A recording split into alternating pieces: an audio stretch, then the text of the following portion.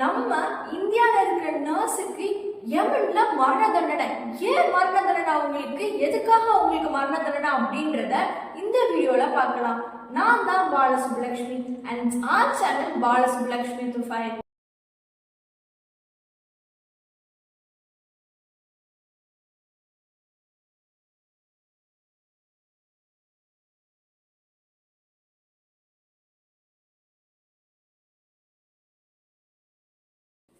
நம்ம நிமிஷா பிரியா இந்தியாவில் இருக்கிற கேரளாவில் தான் பிறந்திருக்காங்க.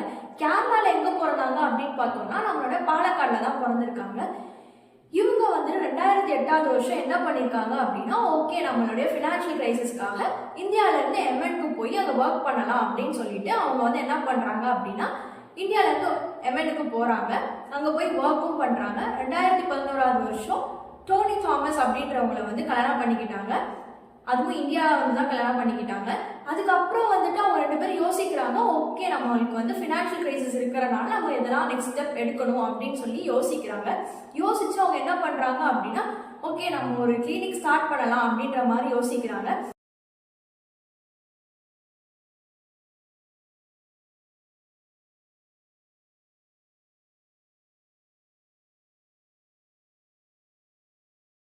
கிளினிக் ஸ்டார்ட் பண்ணலாம்னு சொல்லிட்டு நெக்ஸ்ட் ஸ்டெப் எடுத்து வைக்கும் போது தான் என்ன ஆயிருக்கு அப்படின்னா, நம்ம எல்லாம் மோஸ்டா வந்துட்டு ஒரு விஷயம் நம்ம பண்ணணும் அப்படின்னு நிறைய டீடைல்ஸ் கலெக்ட் பண்ணுவோம். அதே மாதிரி அவங்களும் என்ன பண்ணியிருக்காங்க, நிறைய டீடைல்ஸ் கலெக்ட் பண்ணியிருக்காங்க. என்ன மாதிரி டீடைல்ஸ் கலெக்ட் பண்ணியிருக்காங்க அப்படின்னா, எம்என் சிட்டிசன்ஸ் மட்டும் தான் ஓப்பன் பண்ண முடியுமா, இல்லை மிச்ச சிட்டிசன்ஸும் அவங்க வந்து ஓப்பன் பண்ணிக்க முடியுமா அப்படின்ற மாதிரி அவங்க சர்ச் பண்ணி அதை வந்து பார்த்துருக்காங்க.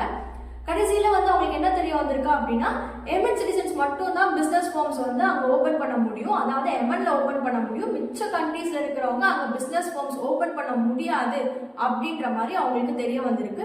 அவங்க அதை வச்சு என்ன பண்ணியிருக்காங்க அப்படின்னா, ஓகே அப்படின்னு சொல்லிட்டு அவங்க ஹஸ்பண்ட் வந்து என்ன சொல்லியிருக்கிறாரு அப்படின்னா, நீங்க பார்த்துக்கோ, நானும் குழந்தையும் இங்கேருந்து கிளம்புறோம் அப்படின்ற மாதிரி சொல்லிட்டாரு. ஏன்னா அவங்களால அந்த இடத்துல வந்து அவங்க ஃபினான்ஷியல் கிரைசிஸ்க்காக இருந்து சப்போர்ட்டிவா இருக்க முடியல. அப்படின்ற பட்சத்தில் அவர் வந்து என்ன பண்றாரு அப்படின்னா, ஓகே நான் இருந்து கிளம்புறேன் அப்படின்னு சொல்லி குழந்தைய கூட்டிட்டு கிளம்பிட்டாரு. இப்படி ஒரு விஷயம் நடந்ததுக்கு அப்புறம்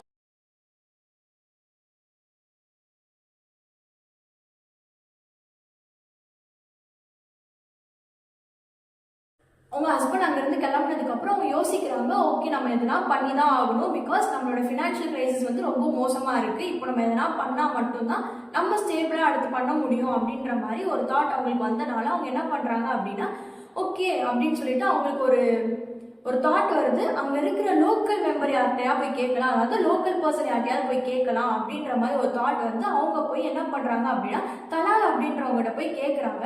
அவரும் வந்துட்டு ஓகே நான் பிஸ்னஸ் ஃபார்ம் ஸ்டார்ட் பண்ண ரெடி, நானும் உங்களுக்கு கூட கிளினிக் ஸ்டார்ட் பண்ண ரெடி அப்படின்னு சொல்லிடுறாரு. அதே மாதிரி அவங்களும் கிளினிக் ஸ்டார்ட் பண்ண ஆரம்பிச்சிடுறாங்க.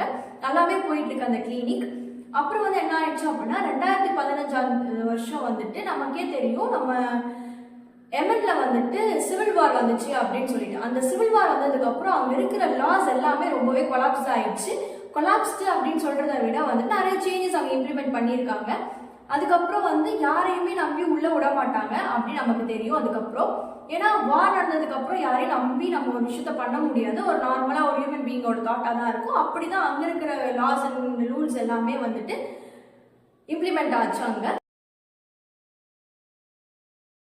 2 பேருமே சேர்ந்து தான் அங்கே வந்து பிஸ்னஸ் ஸ்டார்ட் பண்ணியிருக்காங்க. அந்த கிளினிக் வந்து நல்லாவே ரன் ஆகிட்டு இருந்தது. அதுக்கப்புறம் வந்து தலால் வந்து என்ன பண்ணியிருக்கிறாரு அப்படின்னா, நிமிஷா பிரியாவை வந்து மிரட்டியிருக்காரு. அதாவது அவங்க பாஸ்போர்ட் எடுத்து வச்சுட்டு மிரட்டியிருக்காரு. அது மட்டும் இல்லாமல் நிமிஷா பிரியாவை வந்து கல்யாணம் பண்ணிக்கிட்டேன் அப்படின்ற மாதிரியும் சொல்லி மாஃப் பண்ணி ஃபோட்டோஸ் எல்லாம் வந்து இது பண்ணியிருக்கிறாரு.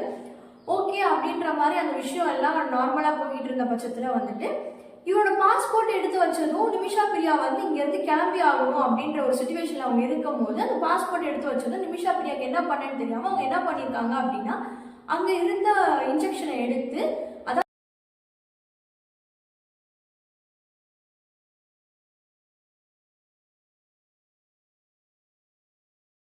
ஓகே நம்ம மயக்க ஊசி போட்டுடலாம், இப்போ இங்கேருந்து நம்ம தப்பிச்சு போயிடலாம், அதுக்கப்புறம் அவன் வந்துட்டு எதிர்த்து எதனால பண்ணிக்கிட்டோம் அப்படின்ற மாதிரி அவங்களோட தாட் இருந்திருக்கு. அதே மாதிரி அவங்களும் அந்த இன்ஜெக்ஷனை போட்டிருக்காங்க. ஆனால் என்ன பண்ணியிருக்காங்க அப்படின்னா, ஓவர் டோஸ் போட்டுட்டாங்க. ஓவர் டோஸ் போட்டதும் அவன் இறந்து போயிட்டான். 2014 வருஷம் நிமிஷா பிரியா இந்த கேஸ்க்காக எமன்ல வந்து அரெஸ்ட் ஆறாங்க. அதுக்கப்புறம் 2020 வருஷம் என்ன ஆகுது அப்படின்னா, இந்த கேஸ்க்காக அவங்களுக்கு மரண தண்டனை வந்து அங்க இருந்த அதிபர் வந்து கொடுத்திருக்கிறாரு.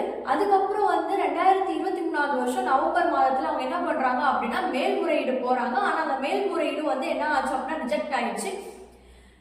அதுக்கப்புறம் என்ன பண்றாங்க அப்படின்னா ஓகே இது எல்லாமே நமக்கு வந்து ஃபேவரா வரலையே அப்படின்னு சொல்லிட்டு நெக்ஸ்ட் ஸ்டெப் அவங்க என்ன பண்றாங்க அப்படின்னா ஓகே நம்ம வந்துட்டு அங்க தலாலோட ஃபேமிலி கிட்டேயே போயிட்டு நம்ம வந்துட்டு ஹெல்ப் கேட்கலாம் அப்படின்ற மாதிரி யோசிச்சு அவங்க ஃபேமிலி கிட்ட போயிட்டு கெஞ்சுறாங்க. அவங்க மன்னிச்சா மட்டும்தான் அவங்களுக்கு வந்துட்டு இது பண்ண முடியும் அப்படின்ற பட்சத்துல அவங்களுக்கு வந்து காம்பன்சேஷன் கொடுத்து நம்ம சரி பண்ணிடலாம் அப்படின்ற மாதிரி யோசிக்கிறாங்க. அதே மாதிரி அவங்க ஃபேமிலி மன்னிச்சா மட்டும்தான் அவங்கள வந்து மரண தண்டனையில இருந்து காப்பாற்ற முடியும் அப்படின்ற மாதிரி ஒரு நிலை வந்திருக்கு. இதுக்கு வந்து அங்க இருக்கிற கவர்மெண்ட் வந்துட்டு சப்போர்ட்டிவா இருப்பாங்களா இல்ல நம்மளோட